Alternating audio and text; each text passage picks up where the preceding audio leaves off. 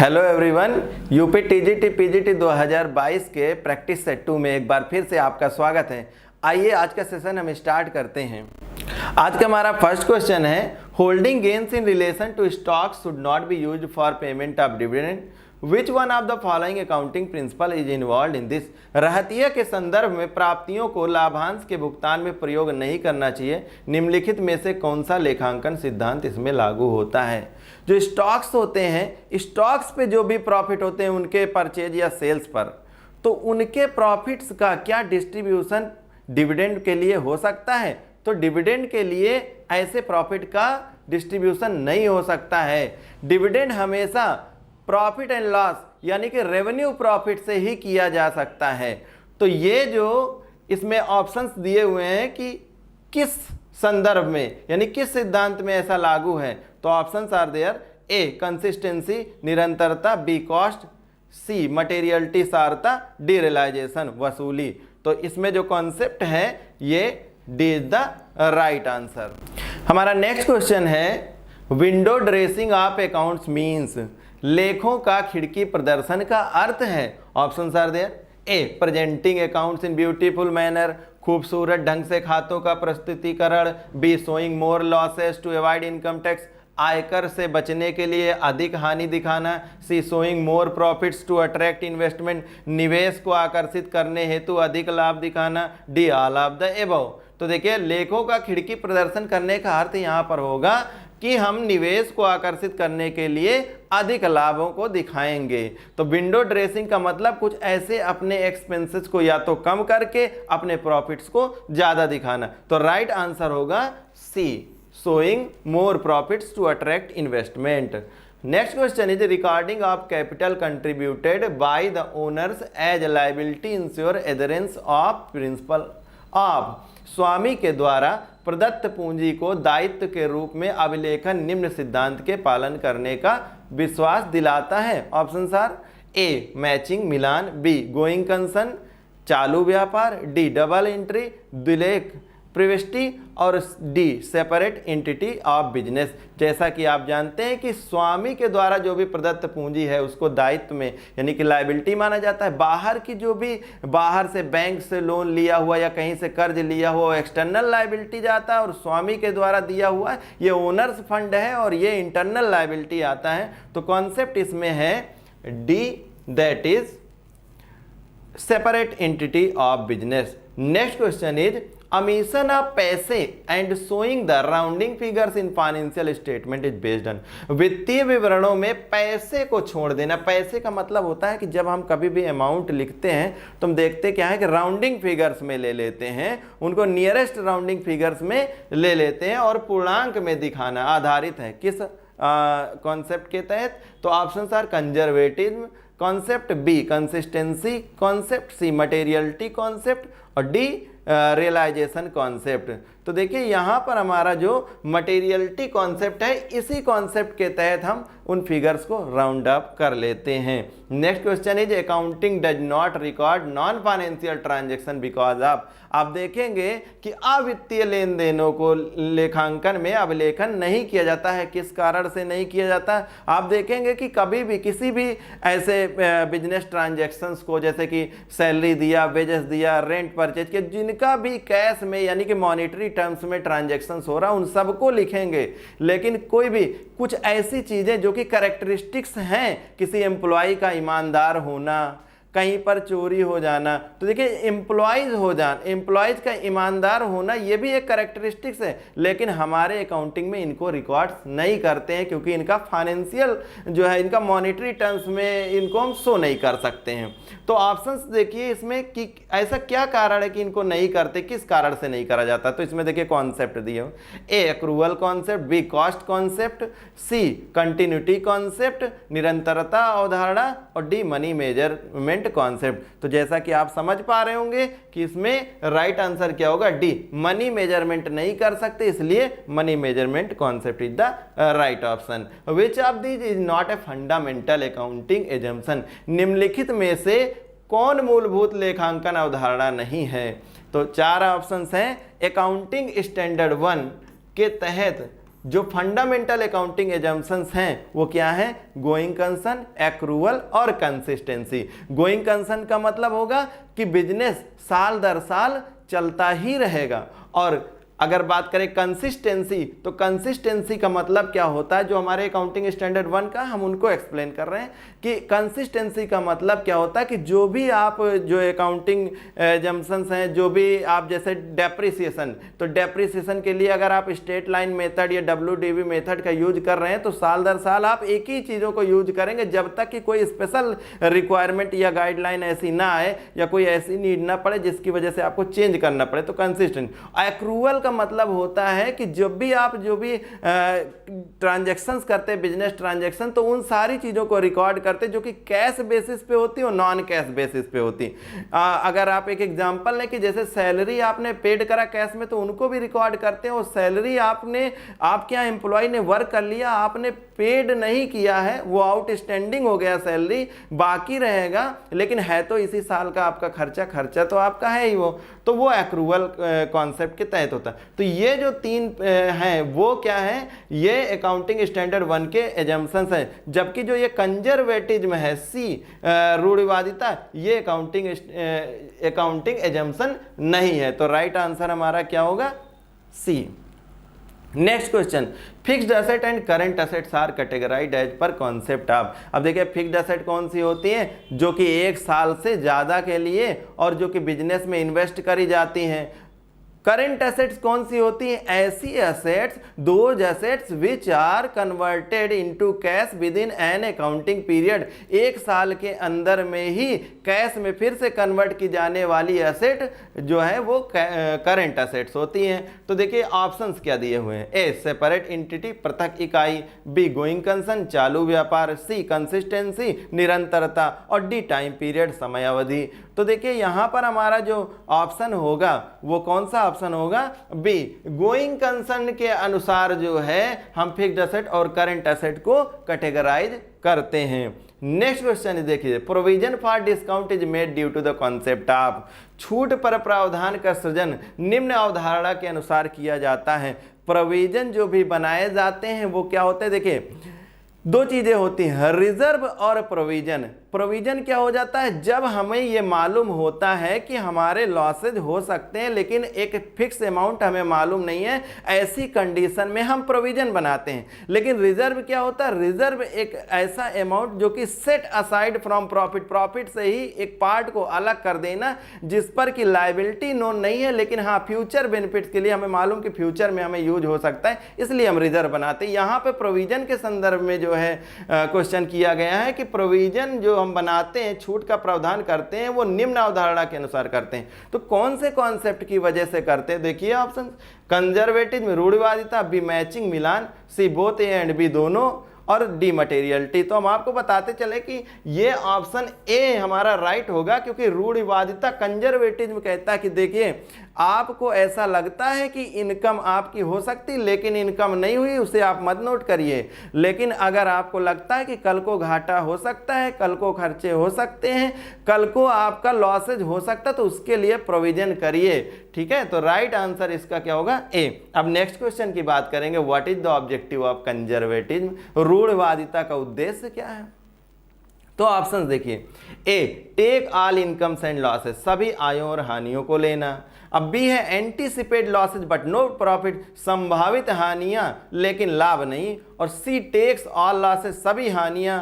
और D none of the above, उपरोक्त कोई नहीं। तो देखिए इसका जो राइट आंसर होगा वो होगा anticipate losses but not profit. Profit को हम रिकॉग्नाइज नहीं करेंगे, लेकिन अगर लॉसेज की एक्सपेक्टेशंस हैं तो उन्हें हम रिकॉग्नाइज करेंगे, उनको हम रिकॉर्ड करेंगे। नेक्स्ट क्वेश्चन है 10, contingent liability shown in footnote of balance sheet as. Contingent liability का मतलब संभाव्य दायित्व, ऐसी हानियां जो कि भविष्य में हो सकती हैं, ऐसे दायित्व जो कि भविष्य में हो सकते हैं। तो किस अवधारणा के अनुसार संयोगिक दायित्व को आर्थिक चिट्ठा के फुटनोट में दिखाया जाता है? ऑप्शंस फिर से एक बार, ए मटेरियलिटी सारता, बी डिस्क्लोजर प्रकटीकरण, सी रियलाइजेशन वसूली, डी डुअल एस्पेक्ट द्विपक्षीय। तो देखिए इसका राइट आंसर क्या होगा, disclosure of accounting policies, accounting standard 1 होता, उसके तहत हमको यानी कि प्रकटीकरण कहता है कि बैलेंस शीट के नीचे फुटनोट में कंटिजेंट लायबिलिटीज को आप शो करिए। तो आइए हमारे नेक्स्ट क्वेश्चन की तरफ। According to which concept the owners of an enterprise pay the interest on drawing, किस अवधारणा के अनुसार संस्था के स्वामी को आहरण पर ब्याज दिया जाता है। अब देखिए यहाँ पर भी अवधारणा ही पूछ रहे हैं, हमने एक टॉपिक वाइज पर यानी कि जो आपके टॉपिक हैं सिलेबस में टीजीटी या पीजीटी के अकाउंटिंग में, तो उन सिलेबस के हिसाब से ही, उस टॉपिक के हिसाब से ये क्वेश्चन सेट किए गए हैं। तो अभी आप देख पा रहे होंगे कि हमारा जो टॉपिक चल रहा है वो अवधारणा यानी कॉन्सेप्ट पे, कॉन्सेप्ट कन्वेंशन पोस्टुलेट्स पे चल रहा है। तो देखिए फिर से हम पढ़ते एक बार, किस अवधारणा के अनुसार संस्था के स्वामी का आहरण पर ब्याज दिया जाता है। Option are A accrual concept, उपार्जन अवधारणा, बी कंजर्वेटिज्म कॉन्सेप्ट, रूढ़िवादिता, सी एंटिटी कॉन्सेप्ट, इकाई अवधारणा, और डी डुअल एस्पेक्ट कॉन्सेप्ट, द्विपक्षीय अवधारणा। तो देखिए इसका हमारा आंसर होगा सी एंटिटी कॉन्सेप्ट, इकाई अवधारणा के तहत जो है इंटरेस्ट ऑन ड्राइंग दिया जाता है। देखिए ड्राइंग क्या होता है, अमाउंट, जो कि अमाउंट या goods withdrawn by the proprietor, जब बिजनेस का ओनर यानी कि मालिक यानी कि स्वामी जब विड्रॉल करता है गुड्स का या कैश का अपने निजी प्रयोग के लिए, उसको बोलते हैं ड्राइंग। अब बिजनेस क्या कहता है कि भाई जब जब आप कैपिटल लगाते हो तो हम आपको इंटरेस्ट ऑन कैपिटल देते हैं, और जब जब आप आहरण करते हो गुड्स या कैश विड्रॉल करते हो तो हम आपसे चार्ज करेंगे इंटरेस्ट ऑन ड्राइंग। तो किस कॉन्सेप्ट के तहत है ये, एंटिटी कॉन्सेप्ट है, इकाई, सेपरेट लीगल एंटिटी जिसे आप बोल सकते हो, इकाई अवधारणा के तहत ऐसा होता है। Next question, voucher is prepared for, प्रमाणक निम्न परिस्थिति में बनाया जाता है। वाउचर से रिलेटेड काफी क्वेश्चंस आते हैं, आप देखिए।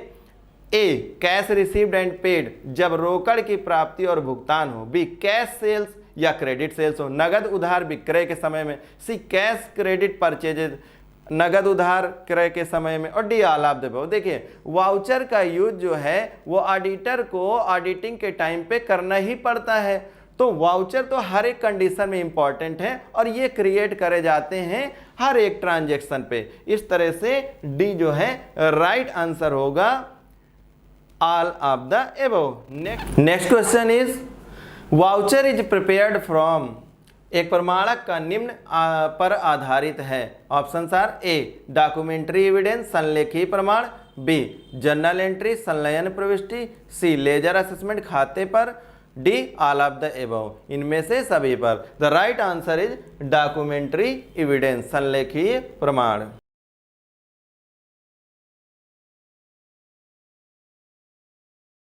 नेक्स्ट क्वेश्चन है, a is sent to a customer when he returns goods. यहां पर कुछ ऐसा फिल इन द ब्लैंक्स है, वो क्या है जो भेजा जाता है जब माल वापस करता है। भाई परचेजर जो होगा वो गुड्स वापस करेगा तो कुछ ना कुछ उसको वेंडर के द्वारा, सेलर के द्वारा भेजा जाता है। ऐसा वो क्या है, कौन सी ऐसी डॉक्यूमेंट है? तो ऑप्शन देखिए, ए डेबिट नोट, नाम की चिट्ठी, बी क्रेडिट नोट, जमा की चिट्ठी, सी प्रोफार्मा इनवॉइस, बीजक मूल्य, D none of the above, इनमें से कोई नहीं। तो देखिए जो भेजा जाने वाला डॉक्यूमेंट है वो क्रेडिट नोट है, क्योंकि जब आप यानी कि जो सेलर है वो क्या कर देता है, परचेजर को जो है अपने यहाँ क्या करता है, वो एज एन एसेट दिखाता है, और जब जो परचेजर जो है गुड्स वापस कर देता है तो वो इस बात का प्रमाण देता है कि देखिए आपका इतना अमाउंट हमारे यहाँ पर एज ए क्रेडिट है, जब आप कभी दोबारा परचेज करोगे तब हम इस अमाउंट को सेट कर देंगे, यानी कि डेबिट कर देंगे। तो देखिए यहाँ पर क्या वो शो करेगा, क्रेडिट नोट, जमा की चिट्ठी। Next question is, the source document or voucher used for recording entries in the sales book is, विक्रय बही में अभिलेखन प्रविष्टि के लिए प्रयोग किया जाने वाला मूल प्रलेख है। तो ऑप्शंस, ए इनवॉइस रिसीव्ड, बीजक, बी इनवॉइस सेंड आउट, बीजक भेजा, और सी क्रेडिट सेंड आउट, जमा की चिट्ठी, और डी डेबिट नोट रिसीव्ड, नाम की चिट्ठी। तो देखिए इसका जो राइट आंसर होगा invoice send out. Next question is, if owners capital is ₹50,000, owners capital कितना, 50,000 है, लाइबिलिटी है 30,000 का, और फिक्स्ड असेट है 70,000। Then what is the value of current asset. ऐसे क्वेश्चन टीजीटी पीजीटी में बार बार देखे गए, छोटे छोटे क्वेश्चन बन करके आते हैं और ये आपके सिंपल जो है अकाउंटिंग इक्वेशंस पर बेस्ड हैं। तो देखिए फिर से पढ़ते हैं, यदि स्वामित्व कोष 50,000 दिया हो और दायित्व दिया हो 30,000 तथा स्थायी संपत्तियां 70,000, तो चालू संपत्तियों के मूल्य क्या है। अब देखिए ऑप्शंस इसमें क्या दे रखे हैं, ऑप्शन दे रखा है 10,000, बी 40,000, सी 80,000 और 1 लाख। ऐसी कंडीशन में इनको कैलकुलेट करने के लिए आप छोटा सा बैलेंस शीट भी बना सकते हो। बैलेंस शीट में क्या करते हैं आपको मालूम है कि हमारा जो अकाउंटिंग इक्वेशन है वो क्या कहता है कि कैपिटल और प्लस लायबिलिटीज, तो कैपिटल और प्लस कर दीजिए लायबिलिटीज। देखिए ये सिंपल होगा, इसमें रॉन्ग नहीं होगा आपका ऑप्शन। तो देखिए कैपिटल कितना दे रखा है, कैपिटल है 50,000 का, है ना, और लायबिलिटीज अगर आप देखें तो लायबिलिटीज 30,000 है। अब इन सब का सम टोटल देखिए 80,000 होगा। आपको मालूम है कि बैलेंस शीट का टोटल इक्वल होता है तो 80,000 हम यहाँ पर भी लिख लेते हैं। अब देखिए इसमें अगर असेट की बात करें तो फिक्स्ड असेट इसमें कहा गया कि भाई फिक्स्ड असेट कितना है, फिक्स्ड असेट है 70,000 का, 70,000 का। तो जाहिर सी बात है कि करंट असेट जो कि मिसिंग है वो कितना हो जाएगा 10,000। तो इस तरह से हमारा राइट आंसर क्या होगा 10,000। Next question, which financial statement represents the accounting equation. तो देखिए कौन सा फाइनेंशियल स्टेटमेंट ये अकाउंटिंग इक्वेशन शो करता है। Asset is equal to liabilities plus owners equity. लेखांकन समीकरण संपत्तियां, दायित्व, धन, स्वामित्व समता को कौन वित्तीय समीकरण प्रस्तुत करता है। ऑप्शन देखिए इनकम स्टेटमेंट में होता है, ऐसा कि कैश फ्लो स्टेटमेंट में होता है, कि बैलेंस शीट में होता है, या फिर फंड्स फ्लो स्टेटमेंट कोष प्रवाह विवरण में होता है। तो देखिए ये बैलेंस शीट है, accounting equation balance sheet, C is the right answer. Next question is, Ram start business with 90,000। अब राम ने बिजनेस स्टार्ट करा है कितने से, 90,000 से, and then buys goods from Shyam on credit for 23,000। और श्याम से गुड्स परचेज करा इन्होंने कितने का, 23,000 का। The accounting question based on asset is equal to capital plus liabilities. अब देखिए अकाउंटिंग क्वेश्चन अगर हम बेस करेंगे तो देखिए यहाँ पर asset is equal to capital plus liabilities. तो देखिए ये 90,000 क्या है, कैपिटल है, आइए लिख लेते 90,000, और कैपिटल कितना लिखा हुआ इसमें, कैपिटल है 23,000, 90,000 जो है कैपिटल है और 23,000 लायबिलिटीज हो गए। इन सबको टोटल कर लीजिए तो 1,13,000 हो जाएगा। और इस प्रकार से देखिए आपका option A is the right answer है। अब नेक्स्ट क्वेश्चन की बात करेंगे तो what is the effect on the net asset if cash is received from debtors. 50,000 रुपए डेटर से वसूली होता है तो शुद्ध संपत्तियों पर क्या प्रभाव पड़ेगा। ऑप्शंस देखिए, इंक्रीज, डिक्रीज, नो चेंज और नन ऑफ दीज। आप बताइए कि डेटर से जब वसूली होती है तो एक तरफ क्या हो जाएगा, आपकी करंट असेट कम हो जाएगी, और दूसरी तरफ क्या हो जाएगी, कैश आपका बढ़ जाएगा क्योंकि कैश का रियलाइजेशन हो गया। तो जितने का डेटर कमी हुई है उतने का कैश बढ़ गया, तो यहाँ पर कोई फर्क नहीं आने वाला। इस प्रकार से सी यानी कि no change is the right answer. और आज का लास्ट क्वेश्चन है, कैपिटल ऑफ बिजनेस इज 75,000। अब कैपिटल, बिजनेस की कैपिटल कितनी 75,000 और लायबिलिटीज कितनी 25,000, तो टोटल असेट क्या होगा। तो जानते हैं आप कि capital plus liabilities is equal to क्या हो जाता है, एसेट हो जाता है। अब कैपिटल बराबर कितना 75,000 है और लायबिलिटीज कितना है, तो लायबिलिटीज है हमारा 25,000, तो असेट टोटल कितनी हो जाएगी 1 लाख असेट हो जाएगी। ठीक है, तो ये इज द राइट आंसर। तो ये थे आज के 20 क्वेश्चन। अगर आपको ऐसा लगता है कि ये हमारे आज के क्वेश्चन आपकी प्रिपरेशन में काफ़ी हेल्पफुल होंगे तो कमेंट करके हमें ज़रूर बताइएगा, हमें आपके कमेंट का इंतज़ार रहेगा। और आज के लिए इतना ही, फिर से मिलेंगे आपको हम नेक्स्ट पार्ट 3 में। Till then thank you, take care, bye.